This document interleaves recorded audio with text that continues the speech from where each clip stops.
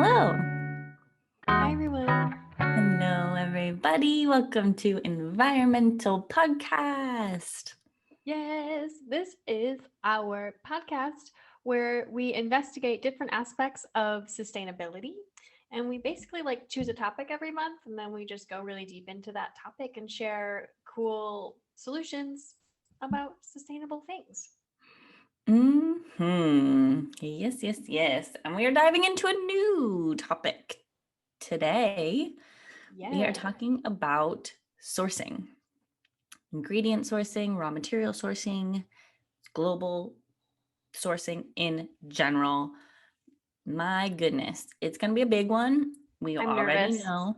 We already know. I'm already nervous about it. But it was, yeah, I mean, we decided to jump into this particular topic because last month we talked about deforestation specifically. Mm-hmm. And that opened up some interesting doors, I suppose, Yeah. that made us think about where things come from, where raw materials come from. Mm-hmm. Yeah, and I think we're kind of just playing how things, we're choosing our next topic based on how our current topic is going. And I kind of feel like we're like, oh, this I'm feeling anxious about this now. And then we just choose a topic. Because now I'm feeling anxious about how to source wood that I know is not timber poached. Uh, then we were like, all right, we should talk about sourcing.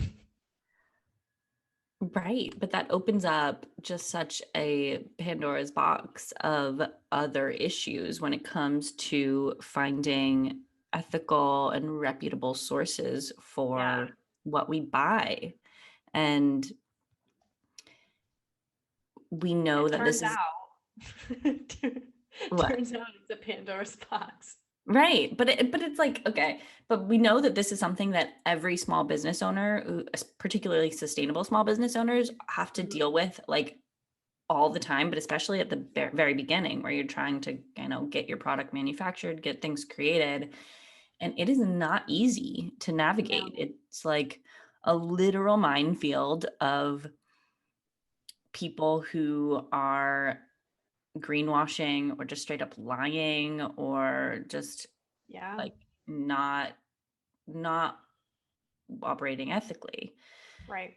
So getting raw materials and that you want to use in your products is quite a challenge. Unfortunately, Mhm. yeah.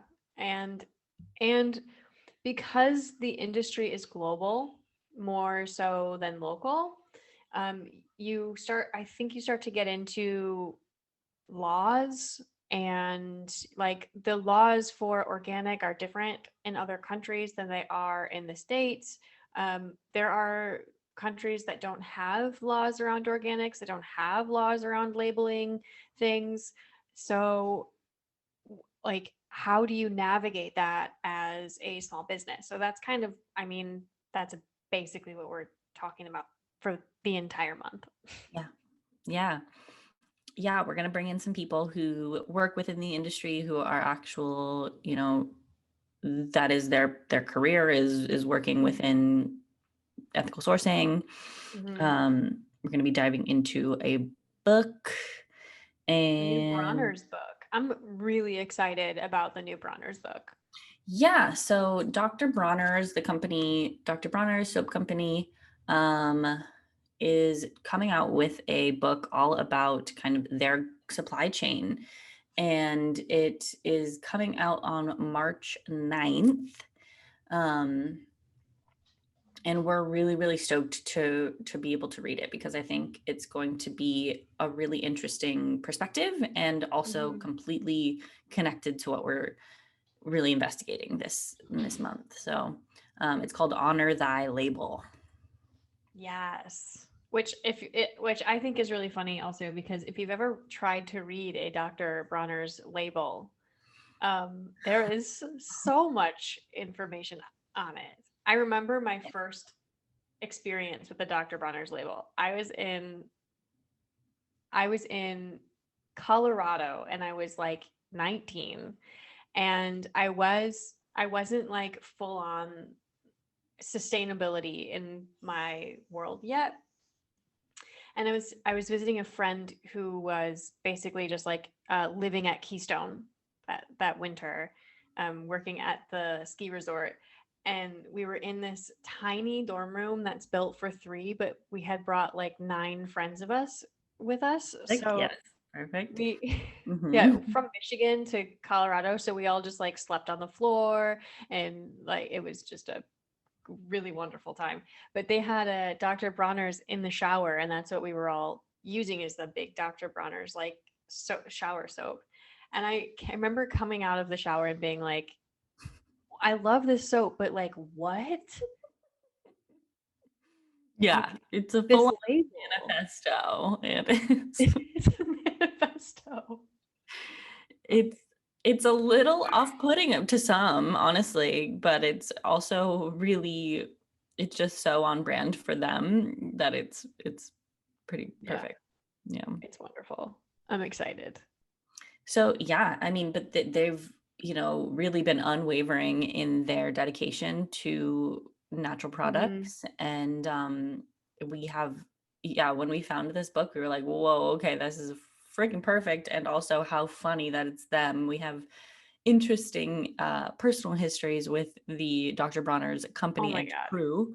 Yeah. Um, And all similarly like coincidental. I don't like the word coincidence, so I decided I made up a new word called coincidental, which is like you have a coincidence that leads to like good consequences because of the things that happen. So I feel strongly that we have a coincidental relationship with Dr. Bronner's. mhm. Okay, okay. Well, I feel like there is a word for that. Is there not a word for that? Wait, you can't think of it. Coincidence and consequence put together. It's just Yeah, coincidental. I don't know. I don't know. cool. I, Carry on. I Yeah. like my new word. Yeah. Okay. Right on. Cool. There it is. Yeah. Consequential. Yeah. Yeah. So yeah, that's what our month is gonna look like. I think to talk a little bit about what we know about sourcing right now and what kind of questions we have. Um, what do you have feel about sourcing right now? Like, Yeah. I mean, I know firsthand from working for a small business that was super dedicated to sourcing really high quality ingredients, and also working within manufacturing facilities that had really, really high standards mhm. for how they were like not only handling the products, but like cleaning the machinery and stuff like that. So um, I know how difficult it is to find reputable sources, really. Like Mhm. it's, and it's funny because it was often, it was something that we would have to search for online. Yeah. But these places, they're not investing in marketing. They don't know how to like optimize their website, which maybe we should hit them up.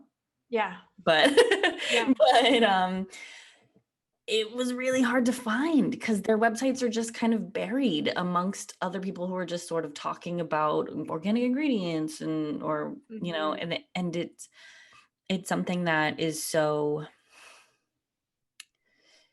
it can be all talk, that Yeah. there's a lot of like Yeah. like buzzwords around natural ingredients, working with natural ingredients, working with organic ingredients, all of that stuff. um So finding people that you can trust is really, really, really hard. And even when you think you can trust someone, Mhm. there's a very, very real possibility that something could go wrong. Something does Yeah. get contaminated or something. Yeah. gets, yeah, something, you know, Or something completely without of changes your and they control. don't Some tell you exactly. That happens all the often, time. Yeah. that things We change. we Yeah. follow a brand, Seed and Sprout. Mhm, mhm. They are beautifully transparent. Um, and they just like said sorry. They just came out and said sorry because it turns out that there was palm oil in one of their products and they were just straight up lied to, Yeah. and by someone that they thought that they could trust. And it was very, very cool that they came forward and that they made those, that they stated that it happened and they were honest with their customers. They were honest with people around the world that that happened. But unfortunately, it happens all the time. Mhm. You know, And they're not alone. they're not alone, and it's actually really, really brave of them to, like, make such a public announcement, which I think is so commendable, with how they manage that situation. Because I do not think, and actually, in fact, I know that that is not the decision a lot of natural brands would choose to make. They You are correct. would hide that information because it has the potential to hurt their reputation. Mm-hmm. And so I think that that was a really perfect example of how to handle that situation with, like, full Mm-hmm. transparency and grace and, um, That's a really good word, grace. understanding. They were Yeah. very, very graceful. Yeah, yeah. So shout out to them for sure, because that, I mean, I can't even imagine when they found that out, the, like, heart attack that their Oh staff my had. God, I know. The I know. meetings internally, the, like, The stress of that, meetings. I can't, I feel for that team. Yeah, we've been in those meetings. We've had that exact experience, and yeah, Mhm. my heart goes out. They're dealing with that right now. And Yeah, yeah. So, we've reached out to them individually as well and said, you know, really proud of you for mm, handling it this way. Because we are, and brand owners don't that do a good job and they're transparent and brave like that. They don't hear that as often as they should. That people are proud of them for what they're doing. yeah. So Yeah. reach out to your favorite brand today. Thank you, brand owner, for doing the amount of research it takes to find reputable Oh, sources and yes. raw ingredients that come from places that actually, do the work and do the right thing. Yeah. Yeah. Yeah. What Um, is on your end though? What's your perspective on sourcing in general? I I think I have a really personal relationship with sourcing because I'm an herbalist and spent a lot of time and I make my own medicine. I'm focused on medicine making in my own practice. When I was in California, I also had clients, but now in the Netherlands, it's yeah. Maybe one day.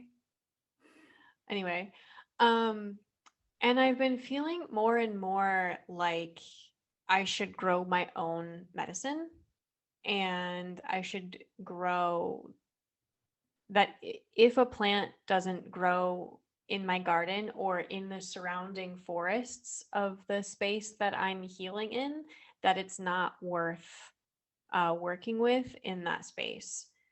And I think, and I feel that way because of the relationship that we have energetically with the environments that we're in and the way that we evolved with the environments that we're in. What I will say is that like um, if you're Indian, then you probably work better. That your body will probably work better with like Indian or Ayurvedic herbs. Mhm. Um, or if you're Native American, like Native American herbs, like where your evolution happened for your genes resonates with the herbs that work for you.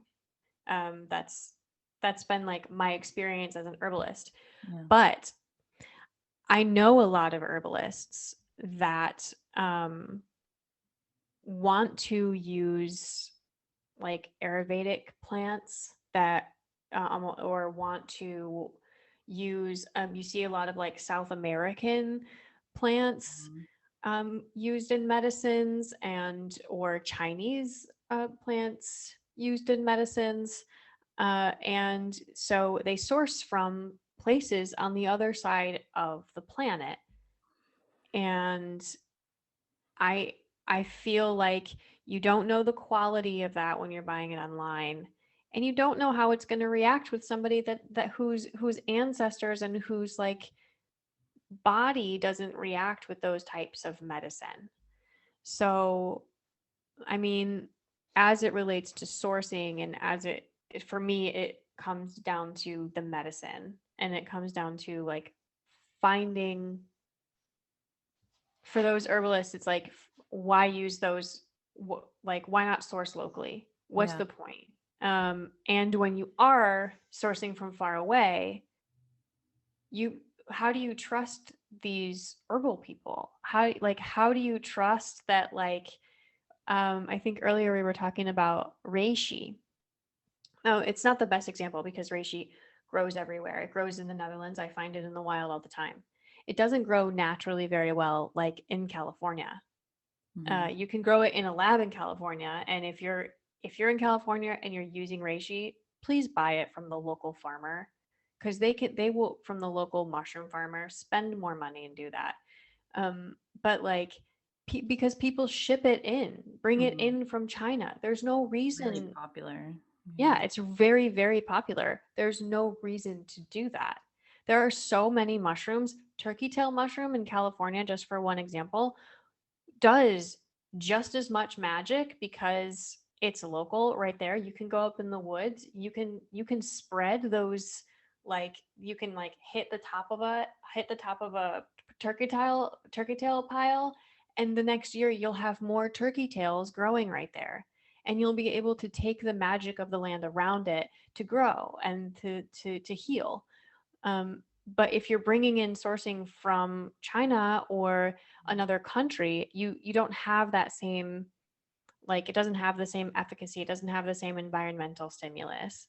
And I think the locality matters when it comes to natural healing and natural substances. And Mhm. there's a lot of brands out there that that um, kind of stack their ingredient deck with exotic Mhm. herbs. Those exotic herbs aren't going to help if your body can't understand them. Then like it's not going to help. You can use um, hoshui. You can. I'm trying to remember the English word for it, but you can use an Ayurvedic herb if you want, but chamomile will probably work better if you're a white person Mhm. because your whole lineage connects with chamomile. Just go down the road and on the side of the road and collect some damn chamomile. You'll be fine. So Yeah. as it relates to sourcing, there's a lot like wrapped up in there in Yeah. trust and in like sending around the world. It increases your carbon footprint and like choosing herbs that are active and useful, uh, Yeah. I mean, it's, I think it's common for these like natural, I think natural skincare brands are a pretty good example of brands that I think they have good intentions, right? They want to yeah, make a of product course. that doesn't have, preservatives, doesn't have any, harmful ingredients, toxic ingredients.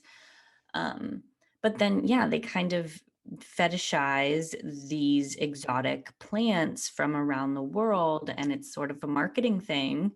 And also a Right. way to mark up the prices of their products because it has this kind of more rare ingredient. Is that Rare doing any ingredient. service to the planet? Is it doing any service? Is it actually, contributing to the effectiveness of the product? Debatable, you know? Right. So, yeah, Right. there's something to be said there about like that leaning in. to sourcing Like, things locally yeah. um, could actually make things more effective for the people who are in that local area. Yeah. Um, And just kind of like growing what you're using. You know, we work with sustainable brands. So knowing your farmer is incredible. We worked with a brand. They're only in Mexico now. Um, for a short time, they were also growing or they were also working or sending product to America, but you know, things between Mexico and America got weird. Um, so they're only in Mexico now. They're called Sanandi, and they have a regenerative farm that they grow all of their own ingredients and medicines on, and then they make their medicines right at the farm. And they were building a whole structure to be able to also share those medicines with other people in Mexico, and I think other like northern parts of South America, um, and with teas. And there that and for me, like, that was the way. That was really the perfect way. I went and actually visited that farm. I didn't believe them. I just like didn't believe it was true. So I was like, I'm coming to Mexico. yeah. It was true. It is, yeah, but that's the thing, right? Is that like, that's such an incredible competitive edge that you are the creator, you are the farmer, you're the You are the manufacturer, source. you are Yeah. the retailer, you are the full source exactly from start to finish. It is this like, Mm-hmm. you are like your business is circular, is its own circular system. Right. But it isn't, I mean, that their website probably didn't really accurately communicate that. There's language barriers with how to communicate that with, Right. on a larger basis. Right. Like it's hard to talk about that and not have it come off as like not as sounding disingenuous. Is like it's Right. hard to, it's like, how It's can you so prove uncommon. that, Yeah. because so many Right. people say handmade It- products and stuff, but it's like, okay, maybe, but you're still sourcing like raw ingredients from some farmer from somewhere. half across the world. Yeah. Yeah, Or like you, whatever. right. So like these buzzwords, these terms that some brands use don't actually mean anything, but then when there are small businesses like them who are actually doing Yeah. it, They are incredible. And if they don't grow, the other piece that I really loved was that if they don't grow an ingredient that they want, they don't they source it from somewhere close. So there is another farm or a sister farm that they know. There is never an instance where they would like bring an herb from the other side of the world to mhm, process.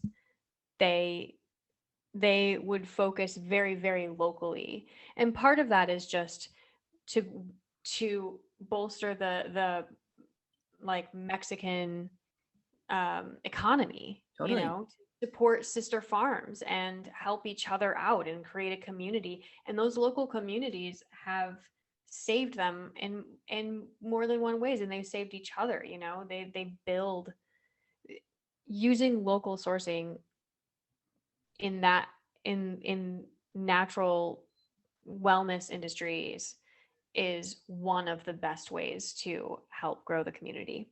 Absolutely. Absolutely. Yeah, you're providing jobs on so many levels, Mm-hmm. not just for for your own little small business. Yeah. Yeah. Right.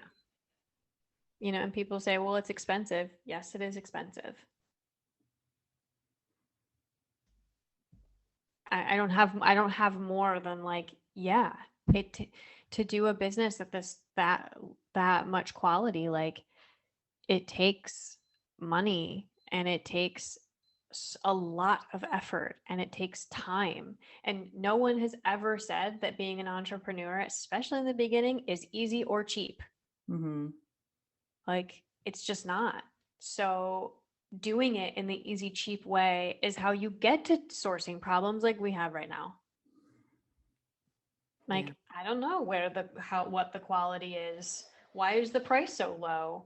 Like, where Yeah. is this I mean, the coming first from? indicator, yeah, is price, and which is like, gosh, it's so unfortunate that like, because every small business is trying to do things the lowest cost possible, right? But like,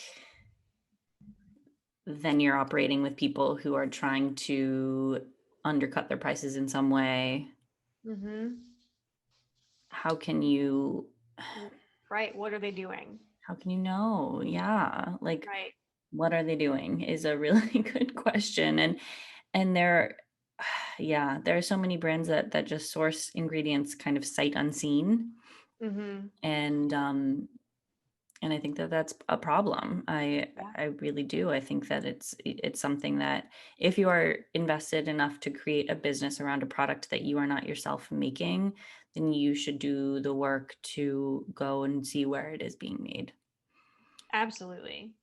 Absolutely. Um, it doesn't make sense otherwise. Yeah. Or or it does make sense and it's just like very money driven, Yeah. but we don't work with brands like that, or we work with sustainable brands. That's not a sustainable business model. Yeah. But it's so common. It's so common for Yeah. brands to just kind of like, Yeah. They say this is made with natural ingredients. FYI, that means nothing. right. Yeah, right. Everything says it has natural flavors. Everything says it has made with Yeah. natural ingredient. Yeah, it's like these things don't really mean anything. Mm-hmm. And like you mentioned earlier, even something that is a certification here, like organically grown ingredients, if you're sourcing that from another country, they don't have the same regulations that we do. It could very well Oh have no. been grown with pesticides. How can you prove Right. that it was actually organically grown? Mm-hmm. Right. What certification do they have? What and if they have a certification, do your due diligence to learn what that certification means. Hmm. Like I'm not super duper pro USDA organic because I think that it's like you have to have 70 or 80% organic materials, which means they can still use pesticides. Um, and they're a certification though, and that's helpful. They're also extremely expensive, Yeah, you have to and pay a bunch of money, they're right? it's so expensive to be labeled to get the label of organic, and Mhm. that label is still lacking. Mhm. So I think, you know, then it's like, okay, well, we've also worked with farms that don't have the organic label but are doing it right at 95 100% of the time, that have never used pesticides on the land. Again, Sanani is a really good example just because I know that they're doing it and they're doing it regenerative. Mhm. They're Demeter certified. If you ever come across Demeter certification, that is an international certification, and that one's dope. That's a Heard of that. That's regenerative cool. land. That's a regenerative certification. So it's it's more than organic, because with organic you can still have like monocropping Yes. and like bullshit that doesn't work with the soil properly, and Mhm. you can still ruin the soil that way even if you're not throwing chemicals on it. But with Demeter, they're very focused on regenerative farming and growth. So those products tend to be more expensive, but they are wonderful. The quality is pretty unbeatable. That's so I always that is a certification that I trust. Yeah, I mean, that's cool that it's that there's something international. Yeah, we'll have to, I mean, we're going to definitely dive more deeply into kind of how these things work over the course of the next few weeks. This week we're really just kind of like What do we already know? Yeah, What's like a our little bit. baseline Yeah. of What's things? the baseline? Yeah, yeah, yeah. But I This is, do we want to know But I do want to this is know the, we should just call it baseline. baseline. We are just starting to figure it out. Yeah. Yeah, it's an interesting one. I'm really interested in seeing how small businesses navigate that right now. I mean, Yeah. everything is online, so it's like, how can you know? How can you know? Yeah, I'm writing down some questions I have like that to answer, like how small businesses navigate um, sourcing, Mm, and if different places around the world, or if we find that like there's a place that you can that have rules or certifications that are international, or like global regulations, what kind of yeah. pricing, the quality, like, yeah. It's pretty wild because it's like you're never, well, not never, but as a brand owner, you're often not going to be working like directly with the source. Right. Like there are always going to be like middlemen, like people, raw materials, then that, okay, needs to get manufactured in some Mhm. way. There's, it gets, something happens to it to make it into a product that is sellable, Right. um, for the most part. And Mhm. so there's just so many levels in which things So could many get levels. contaminated and get messed up and to get, their quality. Yeah. A really good Yeah. brand to look to is Anact. Bree has traveled to the farms. She did a great job. She's gone to the farms. She goes regularly. Well, when she could travel, right now she can't travel. And she was just talking about that on social media where she's like, I want to go to my factories. She Hmm. goes to the factories. She physically goes every time she's bringing on anything new, changing anything, she physically goes there Yeah. to do a site check.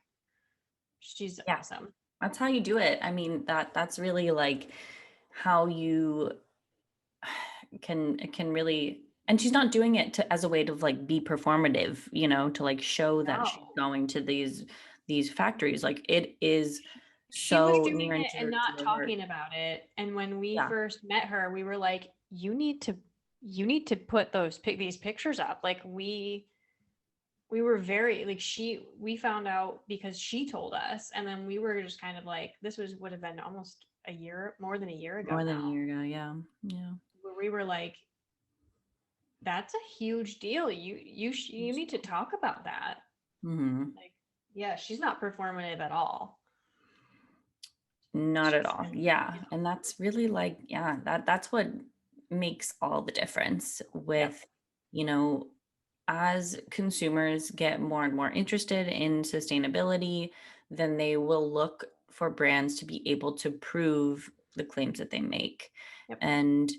And that's the type of proof that really kind of sets you apart from your competition, is that like Hmm. you have direct communication with how things are getting manufactured. You know them by name. You can, Yep. like, it's not just some factory out in the wherever that like promised you that they're using organic materials. Yeah. Or that Like, they're like, yeah, paying people well or whatever. right. Like, And yeah, we kind of, I think it's like we're moving into an era where and particularly sustainable businesses can't operate on assumptions that people are yeah. making good Yeah. Or ethical it's like, choices. I also think off air, we talked about Britney Spears for a long time last week. And how she was kind of the first of this generation of like full access Yeah. and internet access. And I think that that somehow sourcing what in the supply chain was like kind of missed. They operate in that like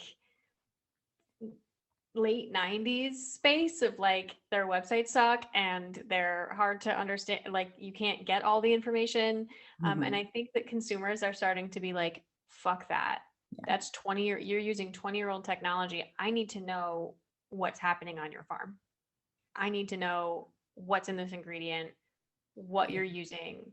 Um, so I think we're about to see pretty massive changes in labeling and stuff. Yeah, I just was actually kind of browsing like late last night, couldn't sleep, and I was on Instagram and there was a clothing company that like sews in a label with the name of the seamstress of who was making the I piece of love clothes. that. I love Yeah, that. it was Painter? It's not so painter. what? It's not the painter jacket. No, no, no. Yeah, it was a brand I'd never heard of and they're super rad. I will hopefully find them right now. I am stoked to have found them. Hey, brand, do you want to join the Living Brand Um, Directory? but yeah, I just thought that that was a really cool way Yeah. of being super transparent and just kind of doing it right. Hmm. Doing it right. Yeah, that's beautiful. That's super cool. Yeah. Darn it, I can't find them now. I thought I saved it. Shoot. Um, It's anywho. okay. We'll find it and figure it out how to give them a good name shout out. No, I thought I saved it. How strange. Did you save it on you? We operate with I like know, that's what I was just gonna say. like I have so many Instagram accounts.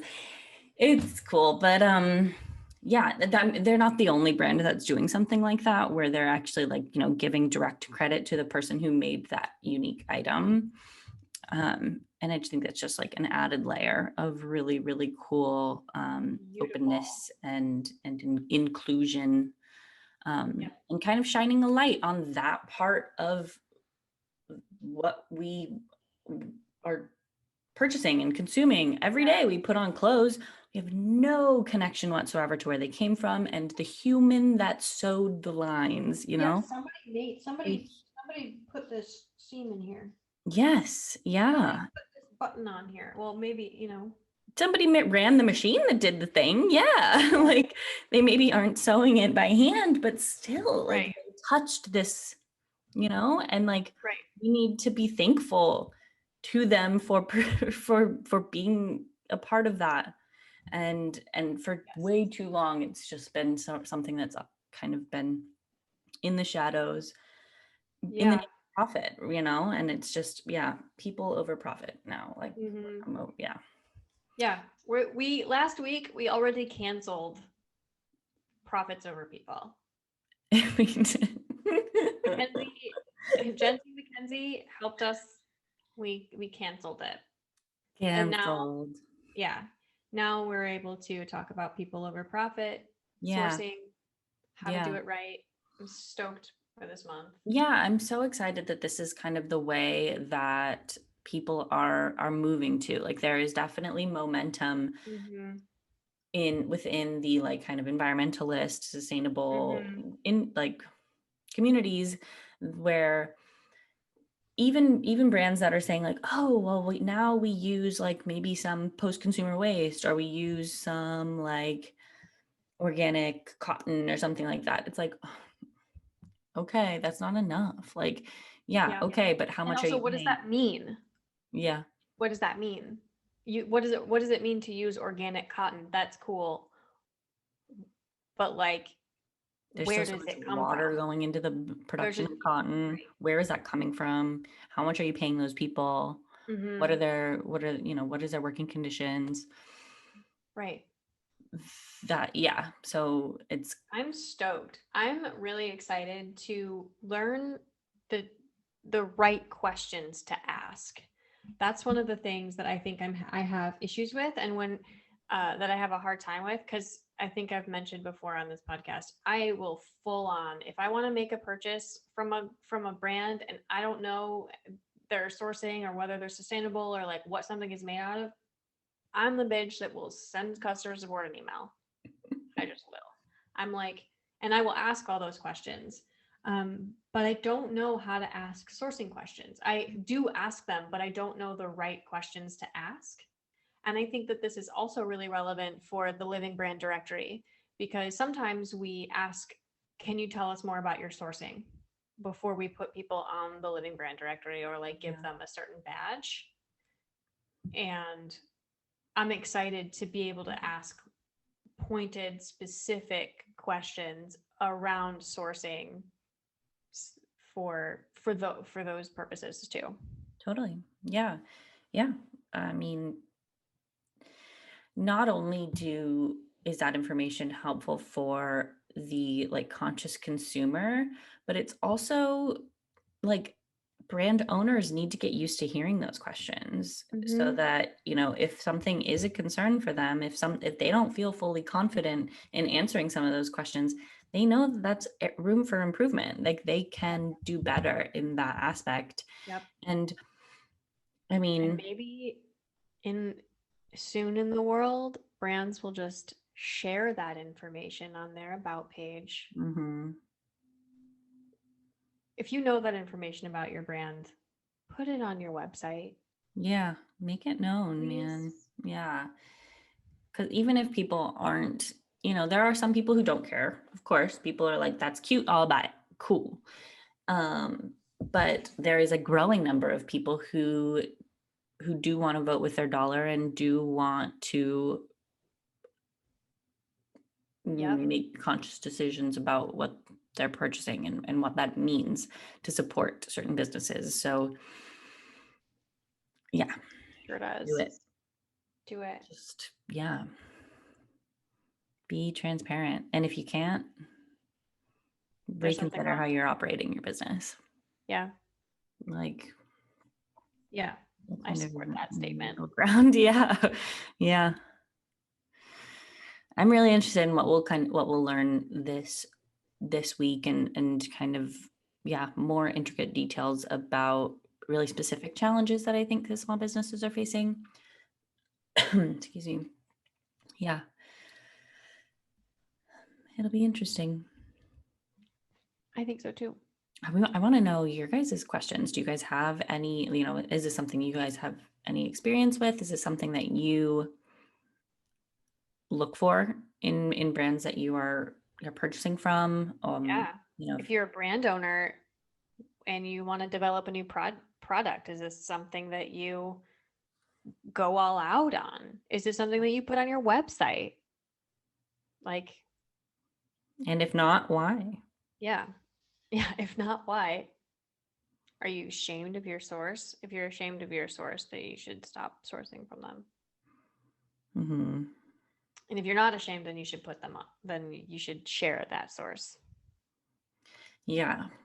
But with like pictures too, like I think it's really helpful, like to say, I've seen websites say like our factory in China uses like renewable energy and carbon offsetting. And it's like there's no information that like actually makes me feel like that's maybe true. Like there's Right. just, Are you linking to that website? Are you using, yeah, like you're saying, like photos? Do you have it's one like, thing to say it, but you actually, yeah, and right, like proof is really right. Did you really important. go there and look at it? Like Pixar didn't happen, bro.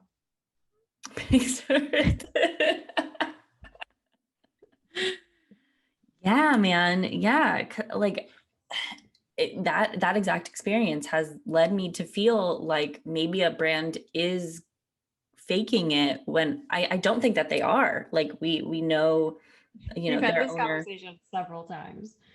Yeah, where you're like, I don't know if I trust it because I I don't can't, know. Right. It's sort of like you're saying all the right things. but I still have the gut happening. Yeah. Yeah. There's no, you're using a lot of, it's just words or it's like infographics, but it's not actual images. It's not, Mm-hmm.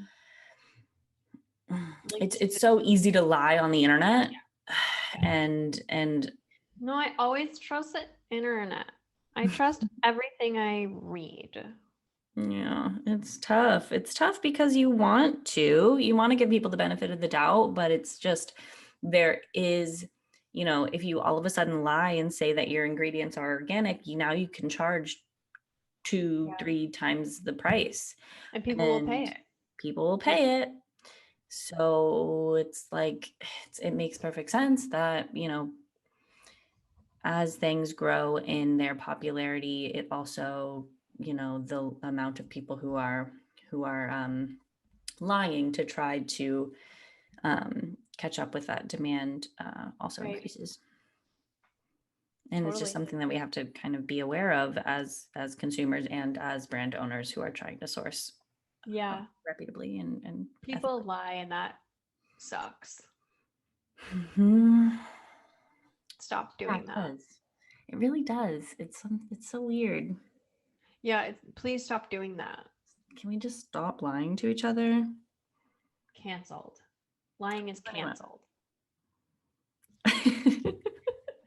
I really don't get it. It's like,